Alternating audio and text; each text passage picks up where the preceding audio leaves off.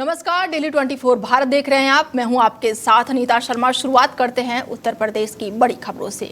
CM Yogi Adityanath ने एक बार फिर से हलाल सर्टिफिकेशन को लेकर यूपी सरकार का रुख साफ किया है। उन्होंने कहा है कि हलाल सर्टिफिकेशन पर पूरी तरह से रोक लगा दी गई है और अब कोई भी संस्था हलाल सर्टिफिकेट लगाकर अपनी चीजें नहीं बेच पाएगी। उन्होंने अपील की है कि वस्तुएं खरीदते समय जीएसटी अवश्य दें। सीएम योगी आदित्यनाथ ने कहा है कि सामान खरीदते समय हलाल सर्टिफिकेट जरूर चेक करें और इसके नाम पर साजिश चल रही है। हलाल के नाम पर आतंकवाद के लिए पैसे जुटाए जाते हैं और इसका इस्तेमाल धर्मांतरण और लव जिहाद के लिए होता है। सीएम योगी आदित्यनाथ ने यह भी कहा है कि हमने यूपी में बैन किया है।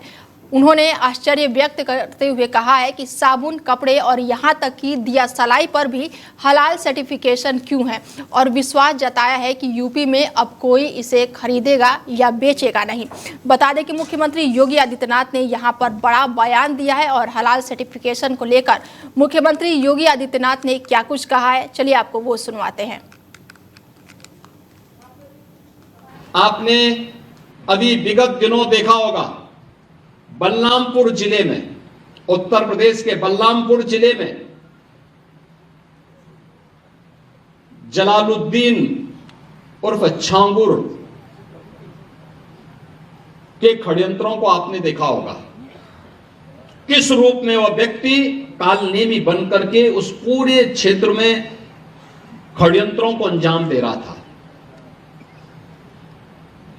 नाम उसका जब कार्रवाई हो रही थी और हम लोगों ने लगभग 3 वर्षों से अपनी टीम को बिठाया हुआ था अलग अलग जगह की, भाई देखो इसकी गतिविधि को वॉच करना है, देखना है, और वक्त आने पर फिर जब पूरा मटेरियल इकट्ठा हो जाएगा तो हमारी प्रभावी कार्रवाई होगी।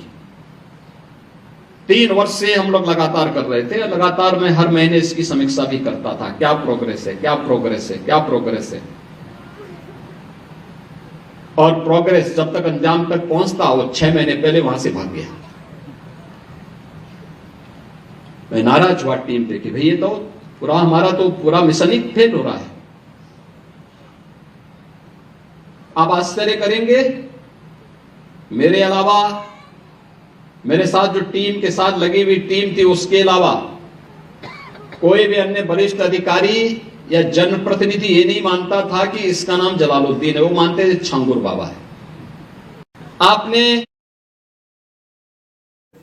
बता दें कि हलाल सर्टिफिकेशन को लेकर मुख्यमंत्री योगी आदित्यनाथ ने यहां पर बड़ा बयान दिया है और इसके साथ ही इस खबर पर ज्यादा जानकारी के साथ प्रद्युम्न दीक्षित जुड़ चुके हैं और उनसे जानते हैं कि हलाल सर्टिफिकेशन यूपी में बैन है। इसको लेकर मुख्यमंत्री योगी आदित्यनाथ ने तंज कसा है और क्या कुछ अपडेट है इस पर। खबर यूपी के अयोध्या से है, जहां पर गोवर्धन पूजा के पावन अवसर पर अयोध्या की पवित्र धरती पर भगवान श्री राम को 56 भोग का भव्य प्रसाद अर्पित किया गया। रामलला के भव्य मंदिर सहित अयोध्या के हर एक मठ और मंदिर में 56 प्रकार के व्यंजन समर्पित किए गए, जिसमें मेवा, मिष्ठान, परंपरागत पकवान और साथ ही सैकड़ों किस्म की मिठाइयां शामिल रही।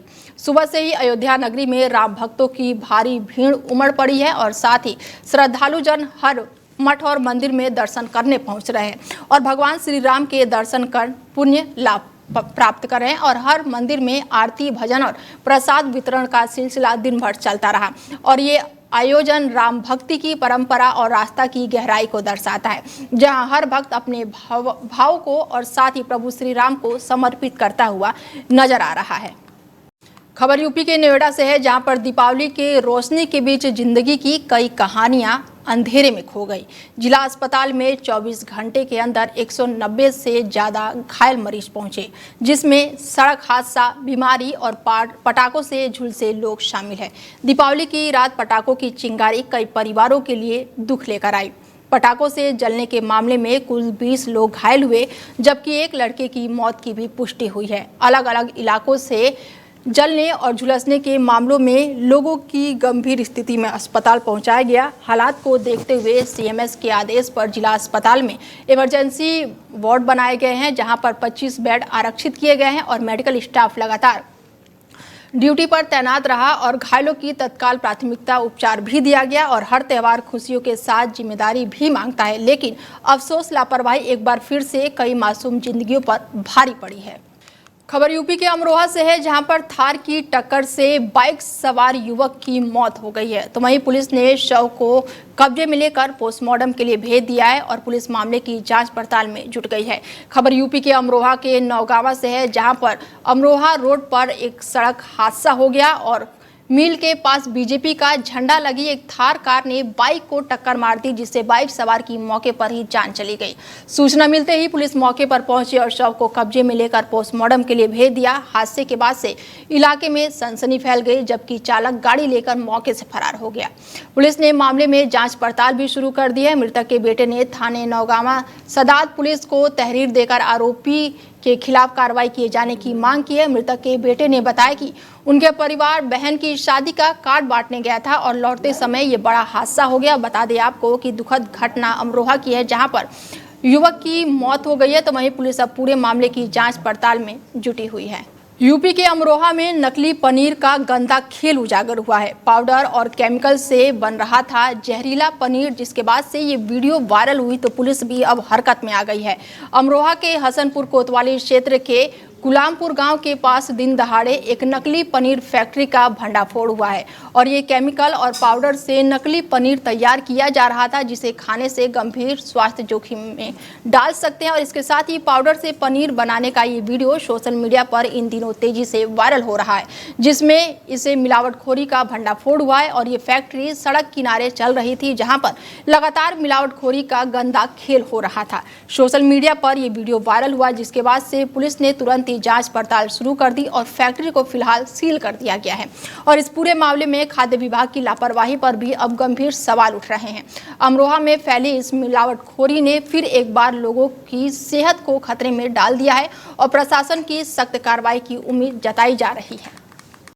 खबर यूपी के बलिया से है, जहां पर पुलिस ने बड़ी कार्रवाई करते हुए 50,000 के इनामी बदमाश को गिरफ्तार कर लिया है और इस दौरान बदमाश के पैर में गोली लग गई है। बता दें कि बदमाश के पास से पुलिस ने तमंचा, कारतूस और बाइक भी बरामद की है। खबर यूपी के बलिया से है, जहां पर पुलिस को लंगड़ा ऑपरेशन के तहत बड़ी कामयाबी हासिल हुई है और हत्या और लूट जैसे संगीन मामलों में वांछित चल रहा बदमाश पुलिस के मुठभेड़ में गिरफ्तार कर लिया गया है।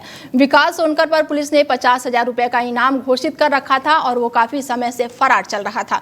अब पुलिस अधीक्षक ने जानकारी दी है कि ये कार्रवाई एसओजी टीम थाना भीमपुरा और साथ ही थाना पुलिस की संयुक्त चेकिंग के दौरान की गई है। इसके साथ ही बलिया के चर्चित शिक्षक हत्याकांड में शामिल 2 आरोपियों की तलाश के दौरान पुलिस की बदमाश से मुठभेड़ हुई है और जवाबी फायरिंग में विकास सोनकर के दोनों पैरों में गोली लग गई है, जिससे बदमाश को गिरफ्तार किया गया। हालांकि बदमाश यहां पर गंभीर रूप से घायल हो गया है। तो वहीं एक साथी मौके से भागने में कामयाब रहा। घायल विकास सोनकर की अस्पताल में भर्ती कराया गया है, जहां पर उसका इलाज चल रहा है। तो वहीं पुलिस ने बदमाश के कब्जे से अवैध तमंचा, 2 खोखा कारतूस, 1 जिंदा कारतूस और 1 बिना नंबर प्लेट की मोटरसाइकिल भी बरामद की है। आपको बता दें कि 16 सितंबर को विकास सोनकर ने अपने साथियों के साथ मिलकर थाना क्षेत्र में 2 बड़े अपराधों को अंजाम दिया था। पहला मामला 2 महिला शिक्षकों से सोने की चैन लूटने का था, जबकि दूसरा मामला शिक्षक देवेंद्र प्रताप यादव को गोली मारकर हत्या करने का था। फिलहाल पुलिस ने यहां पर बड़ी कार्रवाई करते हुए आरोपी को धर दबोचा है और इसके पास से तमंचा, कारतूस और पुलिस बाइक भी बरामद की है। खबर यूपी के लखीमपुर खीरी से है, जहां पर गोवर्धन पूजन के पावन अवसर पर मुख्य विकास अधिकारी अभिषेक कुमार सिंह ने गौमाताओं की विधिवत पूजा अर्चना की और उनका आशीर्वाद भी लिया है। सीडीओ ने गौमाताओं को गुड़, चना और फल खिलाकर सेवा का संदेश दिया और इस अवसर पर उन्होंने गौ सेवकों को कंबल भी वितरित किए और उन्हें पूरी निष्ठा और ईमानदारी से गौ सेवा करने का संकल्प भी दिलाया। सीडीओ अभिषेक सिंह ने इस दौरान कहा है कि गौवंश हमारे पूर्वजों की अमूल्य विरासत है और उनकी सेवा और सुरक्षा हम सभी का कर्तव्य है। पूजन के बाद से सीडीओ ने गौशाला का भ्रमण कर वहां की व्यवस्थाओं का जायजा भी लिया है। उन्होंने स्पष्ट निर्देश देते हुए कहा है कि गौवंश के चारों और पानी की पर्याप्त व्यवस्था समय से और नियमित रूप से सुनिश्चित की जाए और इस कार्य में किसी भी प्रकार की लापरवाही बर्दाश्त नहीं की जाएगी। खबर यूपी के नोएडा से है, जहां पर पटाखों से बड़ा हादसे का मामला सामने आया है और इस हादसे में 20 साल के युवक की दर्दनाक मौत हो गई है। बता दें कि गिलास के नीचे बम से विस्फोट किया जा रहा था और इस दौरान ये बड़ा हादसा हुआ जिसमें युवक की जान चली गई।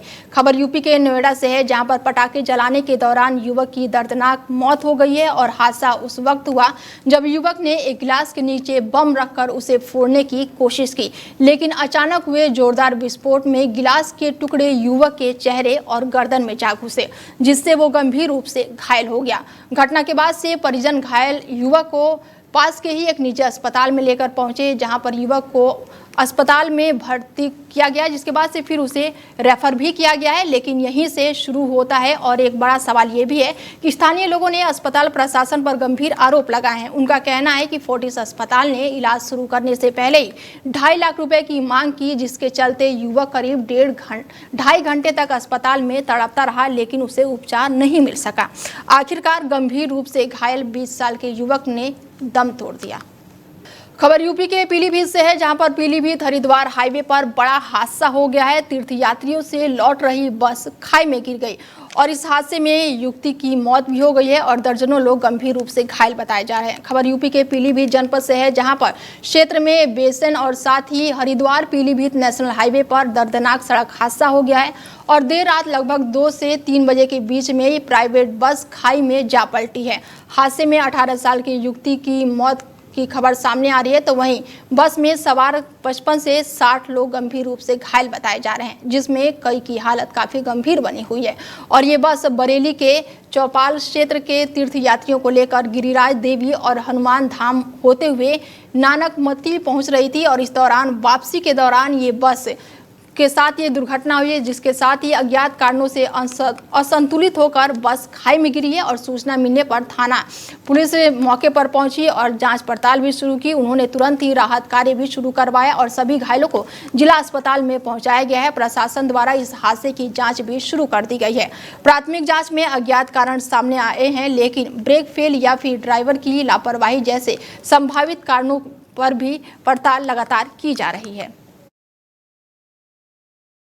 से आ रहे थे हम जी, हनुमान धाम में। अच्छा, से आ रहे थे। उसका तो भाई भी नहीं, बाप भी नहीं, कोई नहीं है उसका। किनका? मेरी बहन का अपनी बात है। लड़की क्या नाम है लड़की का? दुर्गा नाम है। कितनी उम्र है इनकी? कितनी उम्र?